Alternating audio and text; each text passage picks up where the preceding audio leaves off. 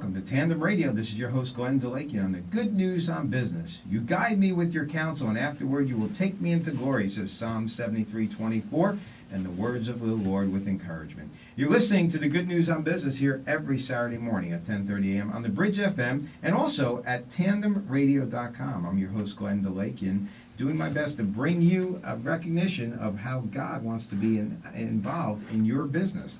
And we have two simple goals with this show here if you're listening for the first time. The first is to point you to scriptures in the Bible that relate to business and to show you how God has an active role in every aspect of your life, not just what you do on Sundays.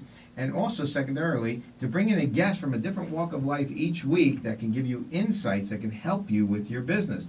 And we're at a very timely topic today. And as we do each week, based on our guest, we bring in a subtitle to the show that guides you as to what the topics will be for the day. And we also bring you scriptures that tie into those topics. And that's what we're going to discuss this morning. And our guest this morning is Monmouth County Sheriff Shaun Golden, who's back again because of the timeliness of the season.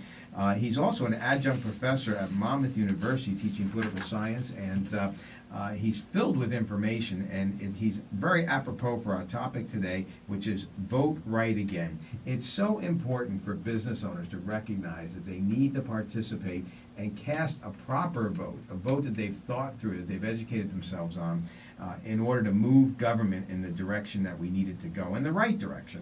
And the only way that's going to happen is if business owners who are people of influence will step up and get aware, be involved, and go out there and make a difference and vote. So that's why we're talking about this today, because I feel strongly that business is impacted every day by government. And if we tend to ignore what government's doing in our business life, all we're going to do is find ourselves in a stranglehold that we will regret down the line. So with that in mind, we decided to have another show today with Monmouth County Sheriff Shaun Golden to talk about Vote Right Again. And the reason why I say that is because we had Shaun on last year, almost to this date. Yeah, It was on the 13th of October, 13th last year, one day difference. The funny thing was very similar topic. So with that in mind, I'd like to welcome Shaun. Good morning, Shaun, and welcome. Glenn, good morning. Great being here. It's always good to have you. Now, I know our audience is familiar with you because I try to have you on as often as your schedule will allow. Sure. I just love having you on, and the time just whips by, and it's just great stuff. So let me read the scriptures first, and then we'll come back to introducing you again to our audience. Proverbs 28:2. When a country is rebellious, it has many rulers, but a ruler with discernment and knowledge maintains order. Hebrews 13:17. Have confidence in your leaders and submit to their authority, because they keep watch over you as those who must give an account. Do this so that their work will be a joy, not a burden, for that would be of no benefit to you. And I'm going to probably drill into both those scriptures a little bit because they apply to politics so well. You know, Proverbs 28:2, when a country is rebellious, it has many rulers. Think about that. When you have all these people in all these different directions, what do you have? Chaos, right? That's right. But it's really a person, a ruler with discernment and knowledge maintains order.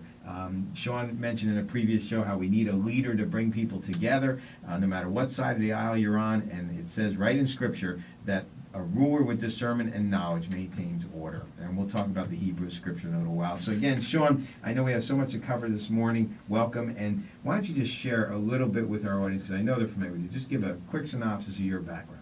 Sure. So, I'm a lifelong Monmouth County resident here in New Jersey, and I grew up in the county really with a passion for public safety, and I went to all the schools in the county here, St. John Vianney, and ultimately ended up at Monmouth University for my bachelor's degree, and Seton Hall and Fairleigh Dickinson for my master's, both in education and public administration. And I'm back at Monmouth U, a professor of public policy and government now for 7 years plus, and it's really exciting. And I had the opportunity to run for political office, the sheriff of Monmouth County, and I took it. And Right. I'm running again this term coming up here in November. But the 4 years as sheriff has been exciting for me. We had Superstorm Sandy here in New Jersey, and that was certainly a lot of work with the staff and public safety around the county. And we've done a lot of other things in shared service, and ultimately we're on a campaign now for ready.gov/business. Talking to all the businesses around the county about preparedness and about restoration and about plan, having a business plan for disaster. So that's really my main focus right now. Is I've been going around to some of the Chamber of Commerce's and small business meetings and talking about ready.gov/business and making a plan for your business, no matter what size. I mean, we see large corporations do it; they're very good at it because they have more real estate, they have more resources. But small businesses and mid-size need to pay attention, particularly in the light of Superstorm Sandy like that, because they have to have some type of backup plan and alternate, kind of operation plan. Absolutely, and don't forget the old adage: if you fail to plan, you've planned to fail. That's right? it.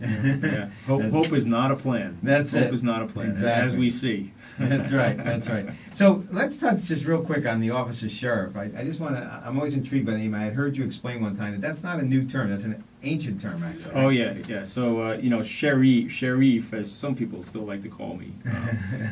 That's the Shire and the Reeve, and the Shire and the Reeve for the kings and the monarchies. I mean, this post goes back literally thousands of years for the monarchy, and the Shire and the Reeve, they would ultimately be responsible for capturing those that the king wanted, captured and brought to justice, or jail, be the jailer for the king, and the tax collector for the king. And Interesting. Yeah, and so those still hold true today. I mean, I do tax collection by the way of wage garnishments or levies or fines that come over from the court, or warrant service if you're wanted by the court, and foreclosures. Unfortunate. It's a somewhat unfortunate part of my business. And then I still am the jailer. We operate one of the larger jails in the state of New Jersey here in Monmouth County, and so those core functions, if you will, from the monarchy still prevail today. And that's a little bit of history of the sheriff, as we call it. Yeah.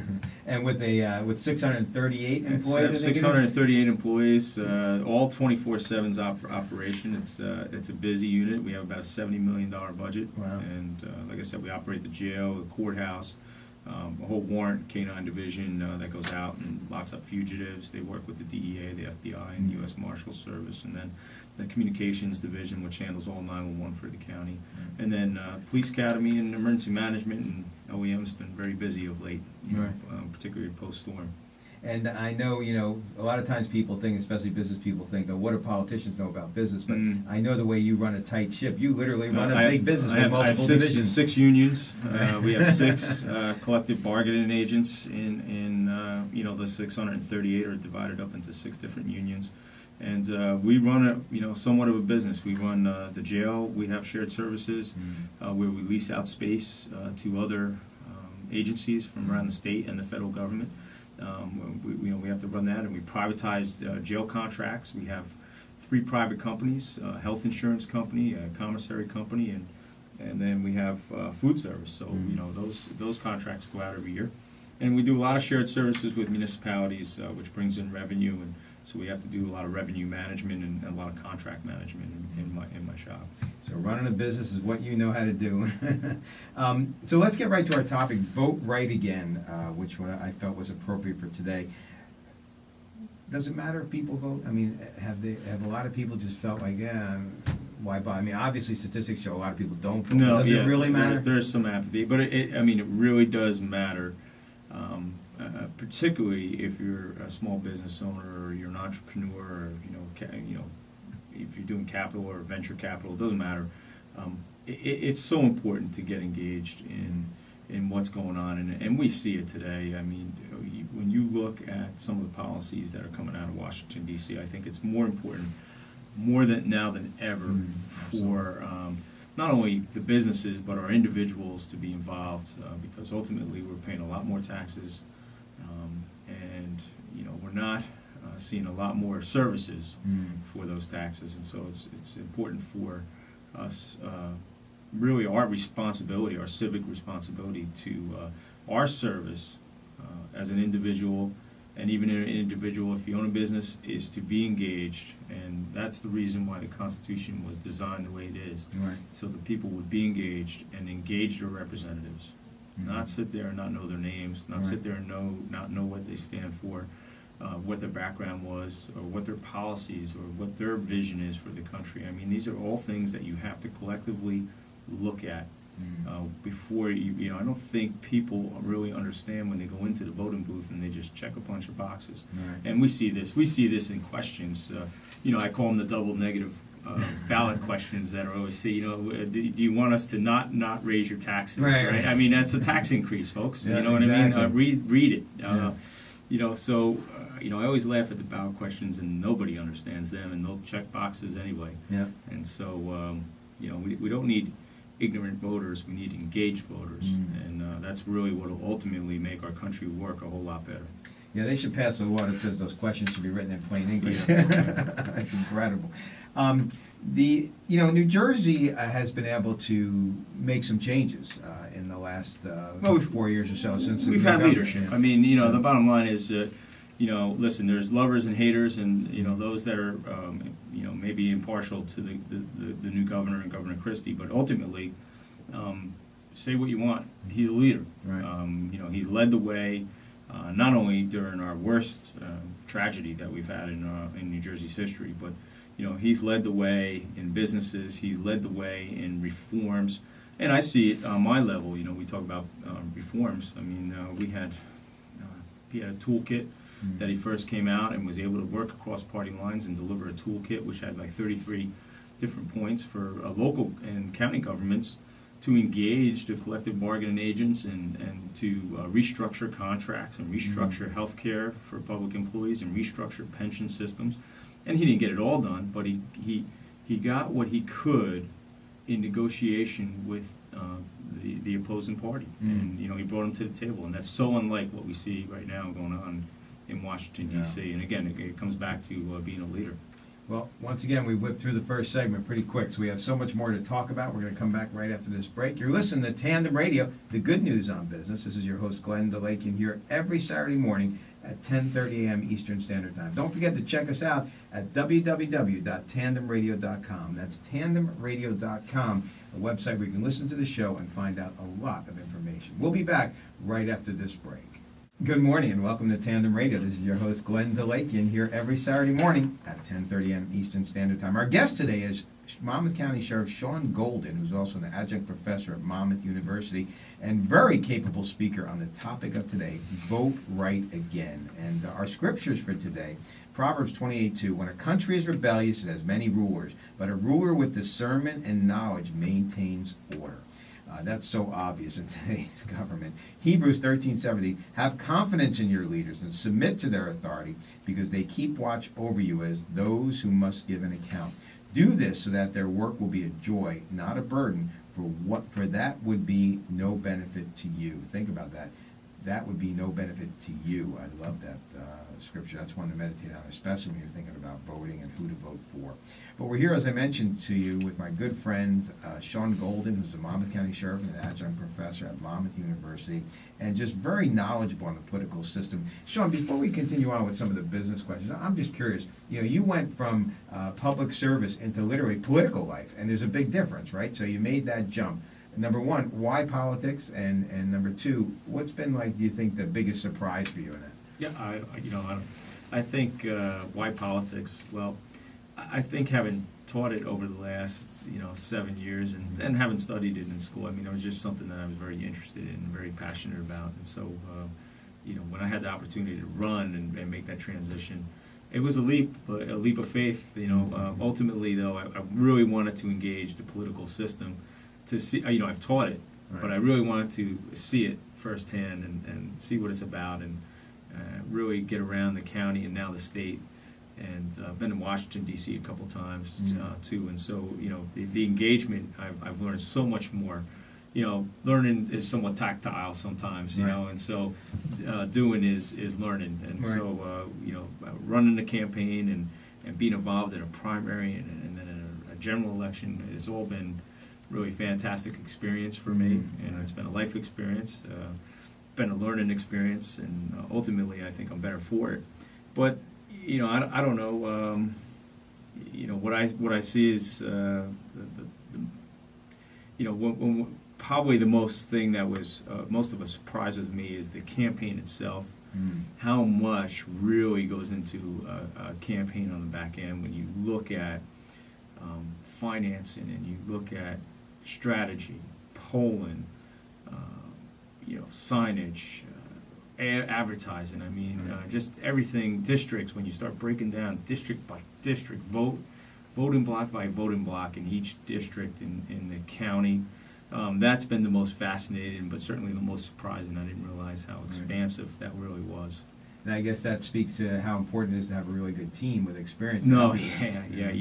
You really do have to have a good team, and ultimately, you look at, like I said, we analyze different voting blocks, and you analyze voting behavior, you analyze the actual district by district turnouts for the last elections, Right. and who came out to vote and who didn't, and will they come out again, and all of this kind of educated guesswork that goes on behind the scenes to ultimately try to get the result. And let's get back to the heart of what we're talking about today, voting right again, which is the title of our show. Do you see a big difference between the parties? Can you give us just a quick basics?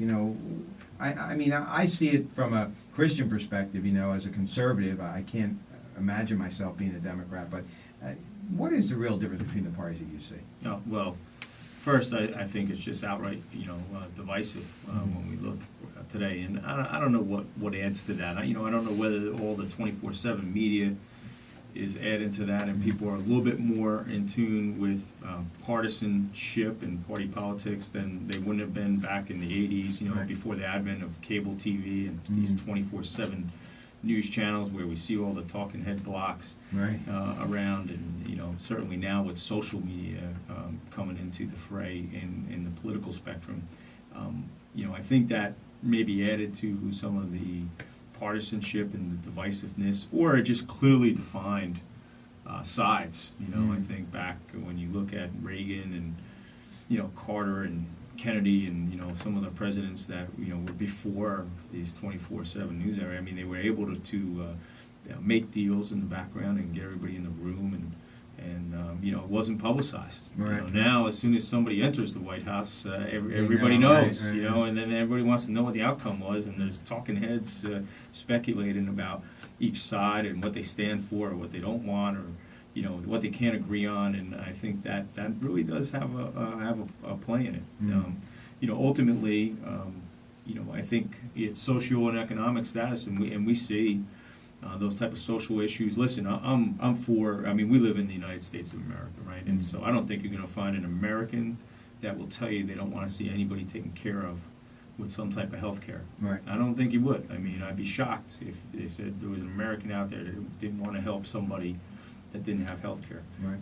But, there's some clear lines about that, and there was some clear debate about, do you do it from a private standpoint and open up more private business and competition, and, take down the health insurance from state lines and make it more of a national bidding process, or, do you go into this? So ultimately, what we see now is the healthcare exchanges and people bidding, on, certain groups in the healthcare exchange, and I think, that's what people have to look at. I mean, obviously, you're right when you mention conservative. It's progression versus retrogression on the scale of ideologies. Do you move back into conservatism and capitalism, or do you move forward into that progression? And who knows where that will take you?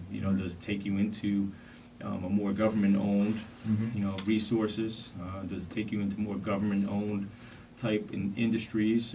You start moving that way, and that progression, next thing you know, brings you into socialism, or brings you into communist states. And I think there's a real misunderstanding of those ideologies by some of our American body politic. I mean, And which but, are also it's clearly government owned. failed I mean, yeah. experiments, right? Well, yeah. I mean, and it's government owned. I mean, look at listen.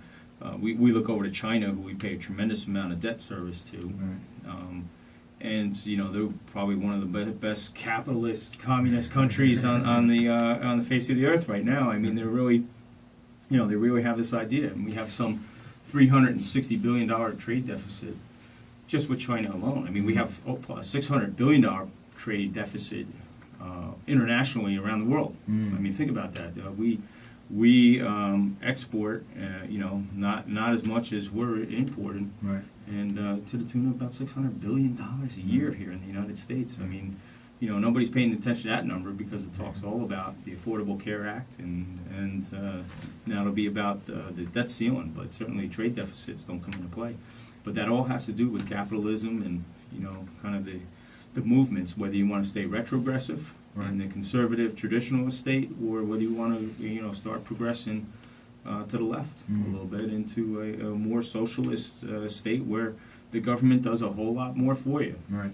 It's amazing. I wish people would apply more common sense. I mean, even something like the name of the Affordable Care Act, it really needs to be the Unaffordable Care Act, because I have a good friend who's a school teacher, been a teacher for a year. His wife's a teacher, and he said, I'm going to go to the exchange and check it out and see what I could do. Maybe I could do better. He went there, $1,752 a month for him and his family's coverage. I mean, that's more than I pay. Listen, and I have an excellent ultimately, there's a misnomer. I mean, the exchange is healthcare insurance companies bidding on, I don't want to equate it because I don't want to sound somewhat indignant or insensitive to people, but when you look at what the government did with exchanges in the past, with mortgage exchanges, let's start there. Let's start there. I mean, they built Fannie Mae and Freddie Mac to deal with mortgage exchanges, and then they coupled up mortgages so that they could be sold off. And I think people really need to pay attention to this type of exchange. I mean, that's a grouping of people